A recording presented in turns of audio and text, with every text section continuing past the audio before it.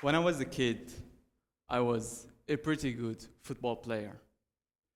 Not Lionel Messi good, but good enough to dream big. I had the passion, the drive. I loved the game, but something was missing. It wasn't my ability that held me back, it was the silence. There was silence between me and my coach, silence between my coach and my father, and silence between me and my father. I had a low vision, blurry distance. It made the game harder, riskier, and very stressful. In fact, there is a moment that still plays in my mind like a slow-mo replay. I was 14 years old in the mid-training. The coach was standing at the far end of the field, explaining a new drill. He was gesturing, pointing, calling out positions. But with the distance and the wind, I couldn't see his hands clearly or read his lips. So I tried to guess what he said, and I guessed wrong. He blew the whistle. Taher, where's your head at? He snapped at me. And I remember how it felt. Like a spotlight on me. Everyone was watching, and I just wanted to disappear. But the truth is, I was paying attention. I just couldn't see him well enough from the distance. And still, I said nothing. That wasn't the first time, and it wouldn't be the last. During all the 6 years that I played with the same team and many different coaches, nobody knew my vision problem. And every time that happens, my confidence grows weaker, my game becomes terrible, and I stop believing in myself. Even when everyone around me believed in me. But I cried a lot. And the most joyful thing that I loved since I was 4 years old became the source of my pain. That's when I decided to quit football, and I swore to never play again. But that's also exactly when things turned uglier in my life. My good grades in school turned into bad ones. I changed my circle of good friends into the worst type of friends. And that's when I smoked my first cigarette. In short, that's when the real suffering has begun, and not only for me, but also for my family. It also broke my father's heart to see his 14 years old son, the kid who he believed in, standing there with a cigarette. You see, that's what happens when you don't speak your truth. Other people's assumptions start to feel like facts. And over time, those false stories destroy your confidence, and not all at once, but piece by piece. You see, there's something important when these three people, the coach, the athlete, and the parent, are aligned. It's what I call the triangle. But when this triangle is broken, even the most talented kids can fall into the crack. You see, my father knew my vision problem, but he didn't know how bad it really was, simply because I didn't make a big deal. My coaches and teammates never knew about it either. You see, even when I had the skill, a supportive family, coaches who were definitely doing their best to win, I still didn't make it. And I even lost myself as a person. All I had to do was expressing myself. It took me 18 months to recover.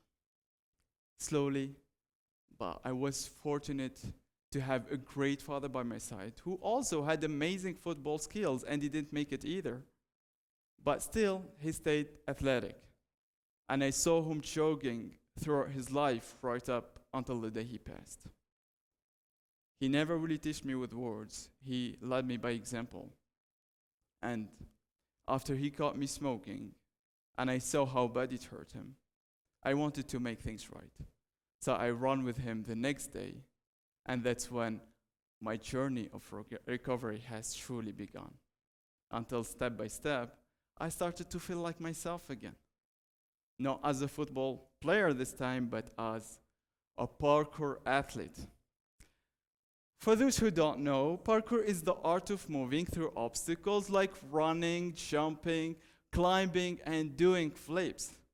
Parkour is far more mental than what most people think. It teaches you how to tune into your body, how to be aware and to listen to your surroundings. I grew to love it as much as I loved football, even when it was a complete different challenge. I had no coaches, no facility to train, just curiosity and persistence. And even when I get better at this sport, I started facing constant judgments. Like, what am I training for? How am I gonna make a living out of this? And honestly, they had a point. Parkour wasn't recognized or respected at the time, and I was going with no map to follow. I had no plan, I was just training. And of course, the idea of quitting crossed my mind many times, but football already taught me one thing, that giving up is not an option. So I kept going. And after 10 years of relentless training, what started as a self-teaching led me to become the first parkour coach in my country. And over time, I started to see a new pattern again. Talented kids were still falling behind, and not because they weren't driven, it's because they didn't feel seen clearly, and I saw myself in them.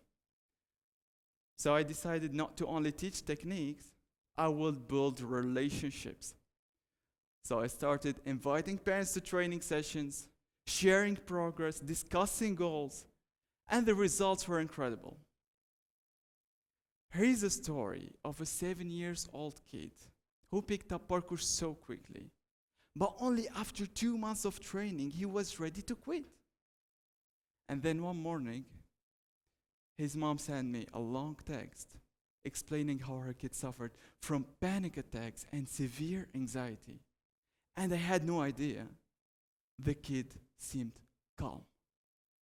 But that changed everything. I felt closer to the kid and to his family. Our communication deepened. And only a few weeks later, he was a different kid, full of energy, eager to train, smiling. His parents were overjoyed, and I was just proud. Here's another story of a girl, Juju, a girl that I began teaching her parkour since she was 4. She was soft, often cried during friendly warm-up games, and every time I tried to teach her something new, she would lay down and refuse to stand up again. And even with their knowledge, it's normal for parents to protect their child from struggle. But together, we agreed that power comes through facing those challenges, not by avoiding them. So we all chose to support her growth, and they chose me to walk that path with her.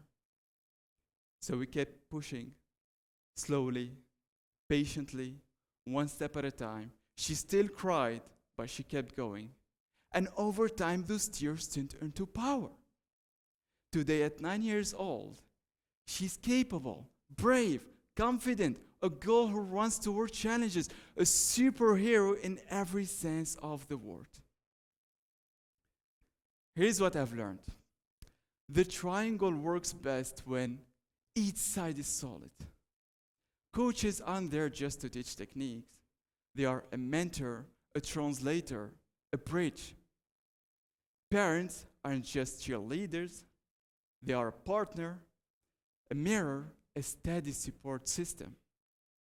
And athletes, even the youngest ones, they have a voice that must be heard. And when all three are synchronized, incredible things happen. Athletes build confidence, not fear. Parents gain clarity, not confusion. And coaches like myself find purpose, not pressure. So, if you are a coach, don't just correct mistakes. Share the why. Let your students know you see them. If you are a parent, don't just ask, did you win? Ask, how did you feel out there? Show up not only physically, but emotionally. And if you are an athlete, a young one, know that you're not here just to follow orders.